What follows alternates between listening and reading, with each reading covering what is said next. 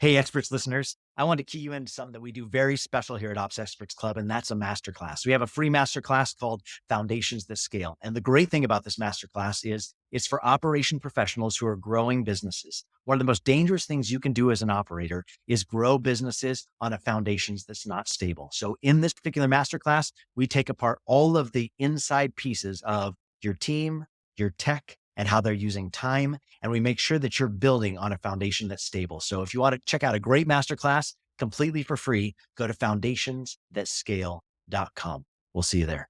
Welcome to the Ops Experts Club with Aaron, Terryn, and Savannah. This podcast will take you behind the scenes of some of the finer details of multi-million-dollar companies. These ops experts have dealt with operations for scaling companies and well-established businesses with anywhere from small to large teams.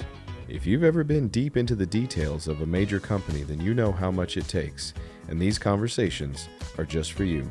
Welcome to the Ops Experts Club podcast. Woo! Woo! Ops Experts Club. Terryn, you and I can do a rap back and forth. That just came to me. Sometimes this comes upon me. I like to do a rap. What's the opposite of back and forth? Fourth and fourth? I like to do a rap forth and forth, same time. Or back and back. Back to back and back. Yeah. Yeah, that's great. Face back. Like face. Right. Face back. Yeah. Rat back. Rat Pack. Dude, they were legit, bro. And I look back on the 80s and I look at actors, like that was a legit group of actors that pulled together in a time where America needed some good film. Gosh, that's great. I wasn't around the 80s, but I believe you. Stop it. Don't be like that because they have a cult following. Everybody's seen those movies. Don't tell me you haven't seen them because Breakfast Club is a must no matter what. Breakfast Club is great. Yes. All right, Terryn Turner. So Ops Experts, this is the place we want you to be tuning in each week to come and get insights for your team. Last week, we looked at some cool tools. We're going to continue to undo.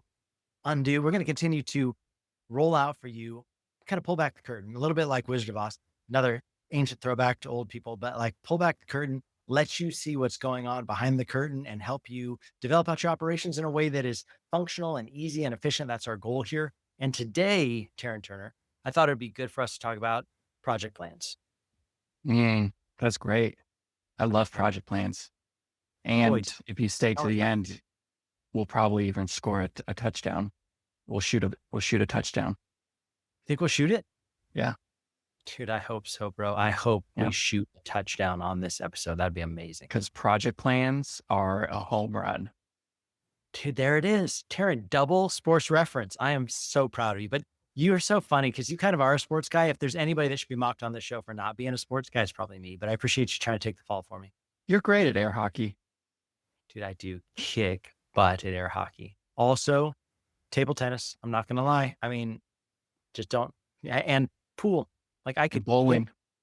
Bro, we should stop because people are going to get jealous of my skills. So let's talk about project plan. Terryn, I was just, we're on a Voxer channel. Voxer is a communication channel we use here at Collab. It's kind of like a walkie-talkie app where we talk back and forth. And we were talking through a client, something that we're building out, a big launch that they've got going on. And this one is particularly complex. And I had just noticed, man, it seems like there's a lot of confusion going on in this Voxer channel about like who's on second, who's on first, like what are we doing where? And I just thought, and what would really help with this, and I actually think you mentioned it and then somebody else on our team picked it up and suggested, we could build that out and show it to them, but just a clean project plan of, hey, first it starts here, then it moves to this person who supplies this piece, and then it moves to this person who supplies this piece, something that makes a lot of sense in construction, something that makes a lot of sense in like factory manufacturing, you know what I mean? But I think sometimes when it comes to the digital space, it can just be a lot of people holding things in their head and trying to collaboratively work together, usually on a compressed timeline, which just makes everybody feel a little bit scrambly and crazy and having to touch things multiple times. So maybe you ought to line that out a little bit for the listeners. Yeah, for sure. And I think one of the things we're talking about most is working together when you don't all work. It's not like we're all employees of a company. We're all actually contractors of a company. And so when you've got this many people or contractors of a company trying to work together, it's almost like nobody's necessarily in charge. We're all just kind of meshing our skills together in a way that we know what we're supposed to be doing, but then we also want to plan to make sure that it's clear, nothing's being missed, and that everybody does know what they should be doing. Well, that's a really good point. David and I worked a grand opening this last weekend for a brick and mortar.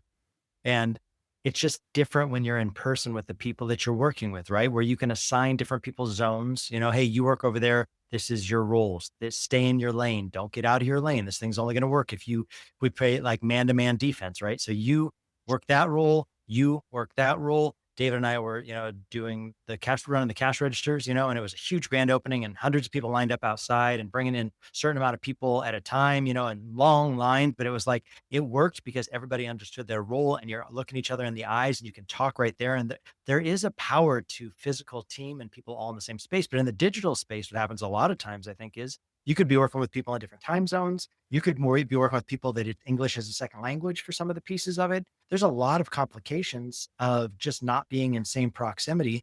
But I do think you still need that same kind of communication and understanding of, okay, who owns what and what cadence are we going to follow on how this is going to move through the pipeline of being put together, especially around a launch. All of our digital clients do a launch of some kind, whether that's challenges, whether it's working up to a live event, whether that's something that they're trying to do virtually online, but it's going to be some sort of launch of some major initiative.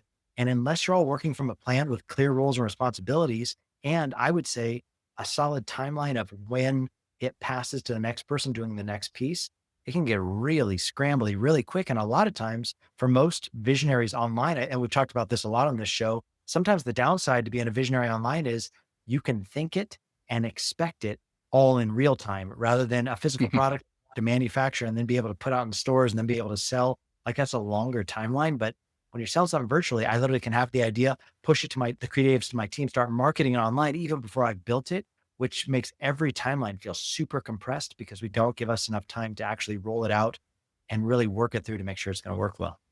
Yeah, for sure. And I think what we've found in the past too is a lot of people are working through their own kind of task management PM tools.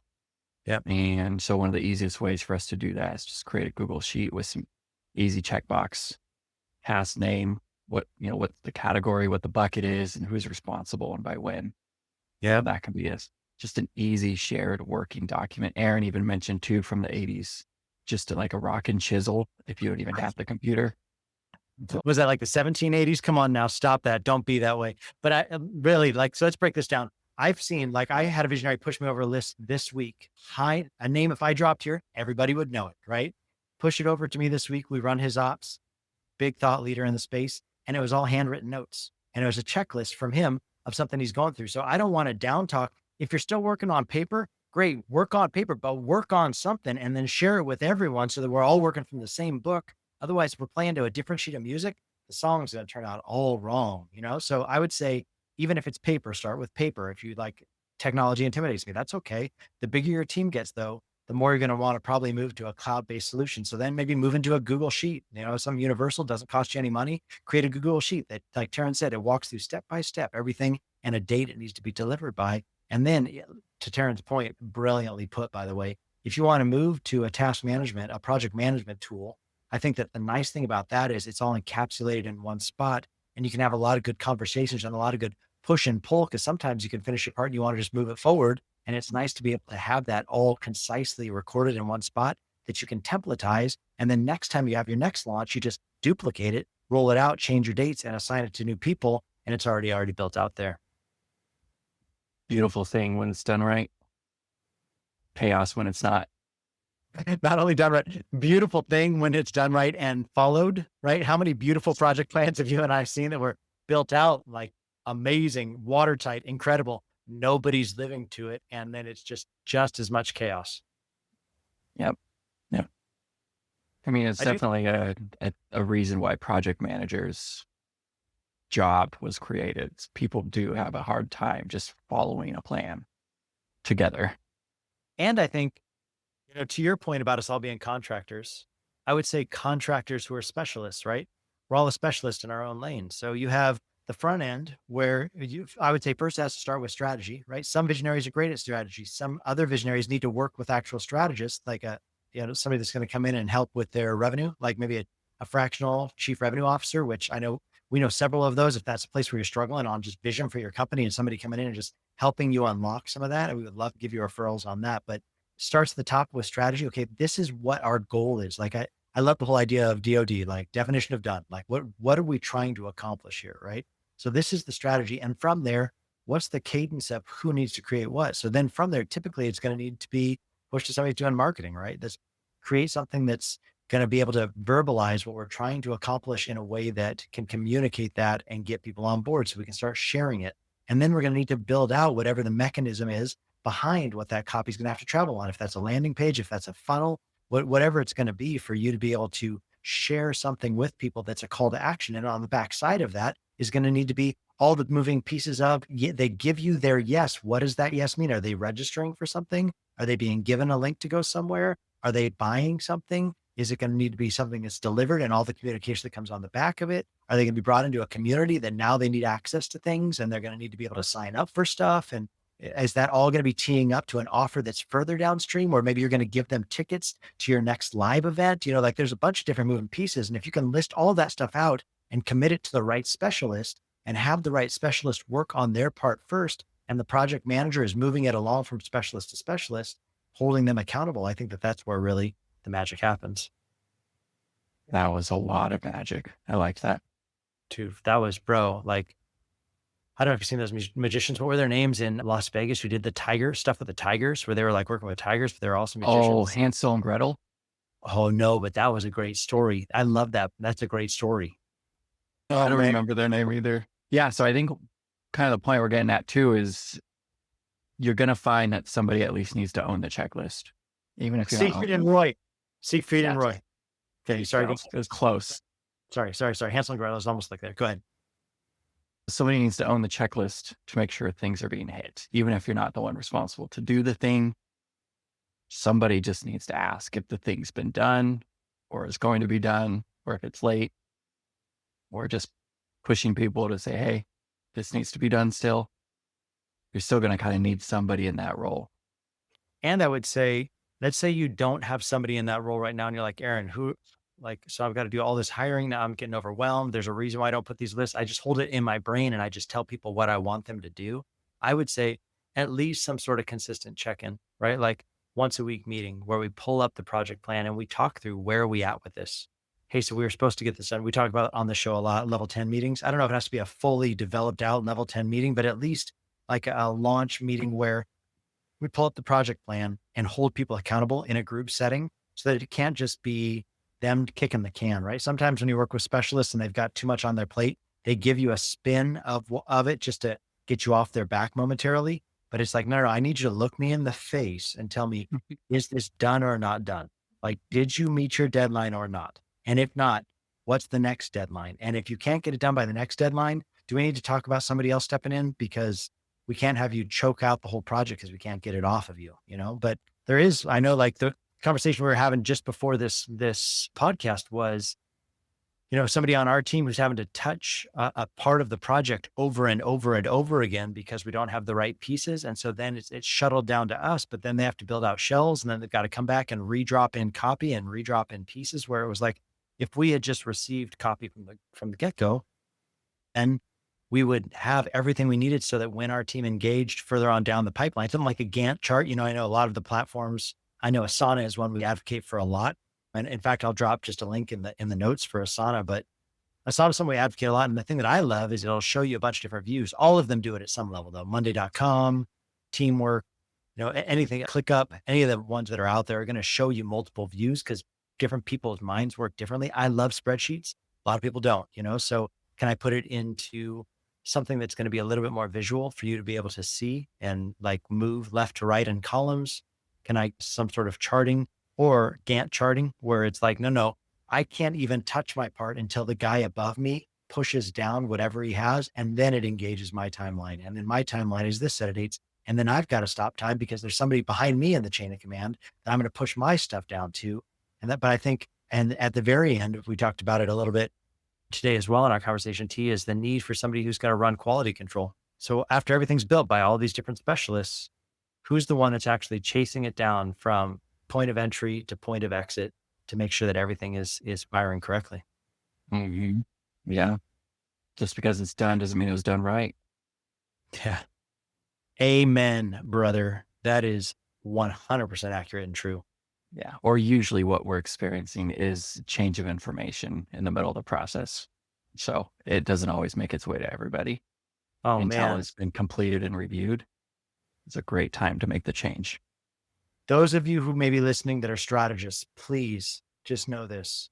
There's nothing more frustrating to your team than for you to pivot on the offer after things have already been built, because then you've essentially just undone all the things they just did. So now they got to go back and they've got to touch everything again. That price point change. They got to go back and change the products and change the pricing and change all the copy and change all the pieces. Where did we mention that in an upsell? Like all these different things. So my encouragement would be get really clear before you start the game plan, because otherwise what you're doing is you're double paying.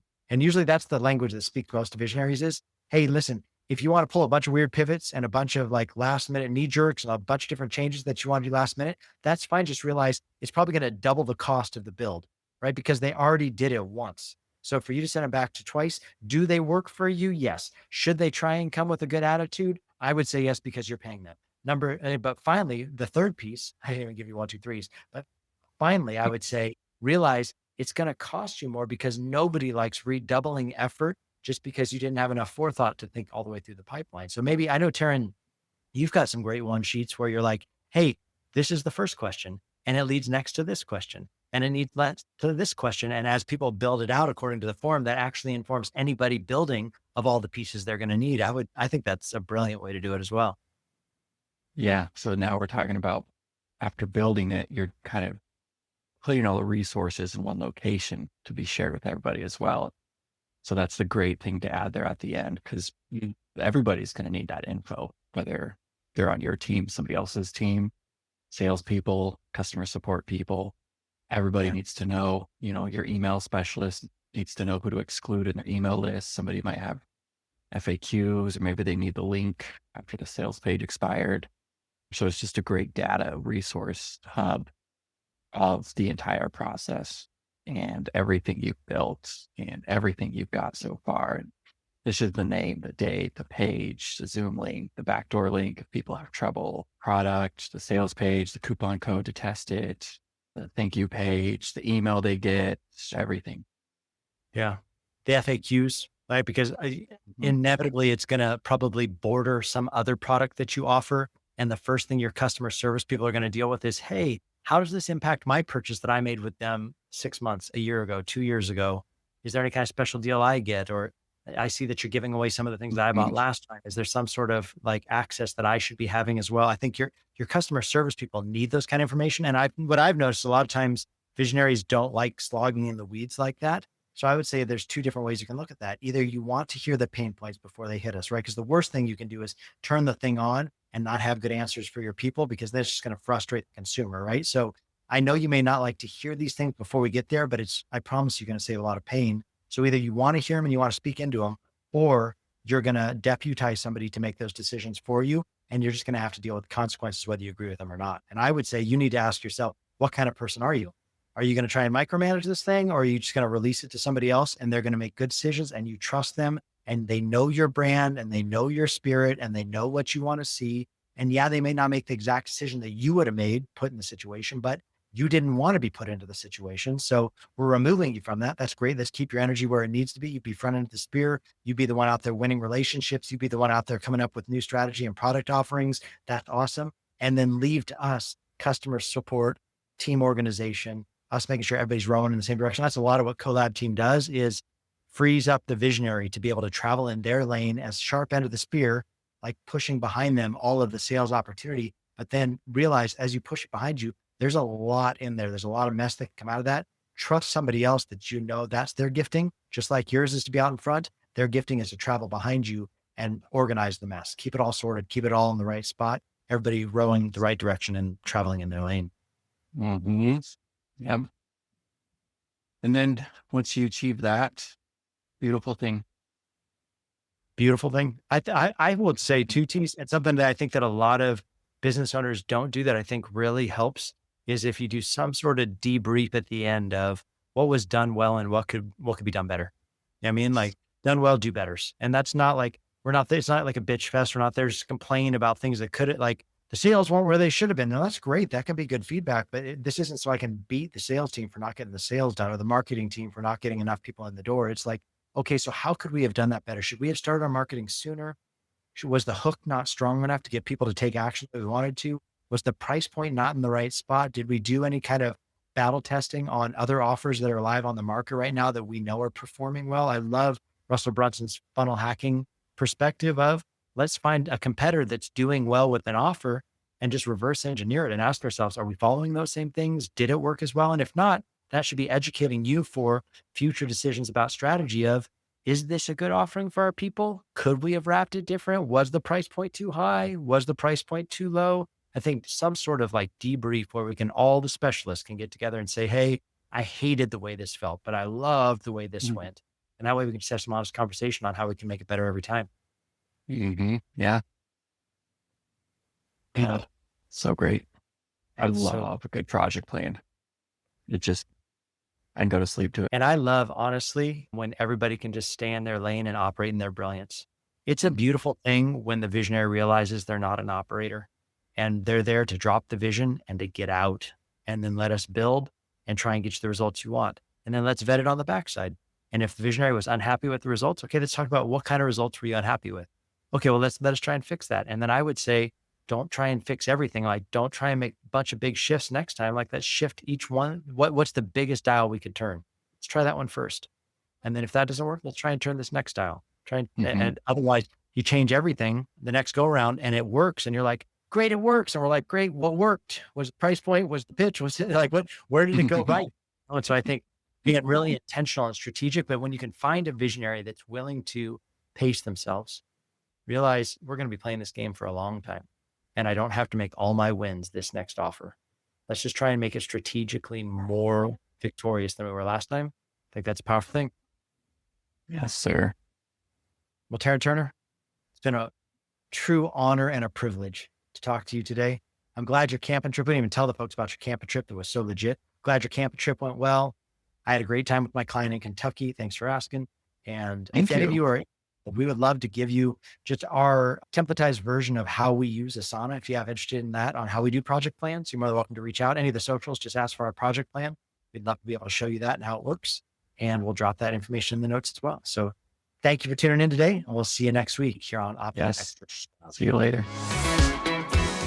Thank you for tuning in to the Ops Experts Club podcast. New episodes available every week on Spotify, iTunes, and everywhere you listen to podcasts. If you're curious about how some of the biggest names in entrepreneurship have scaled their businesses to the next level, check out some of our best content on this topic by going to foundationsthatscale.com. You can find the link in our bio and do your part to improve as an ops expert.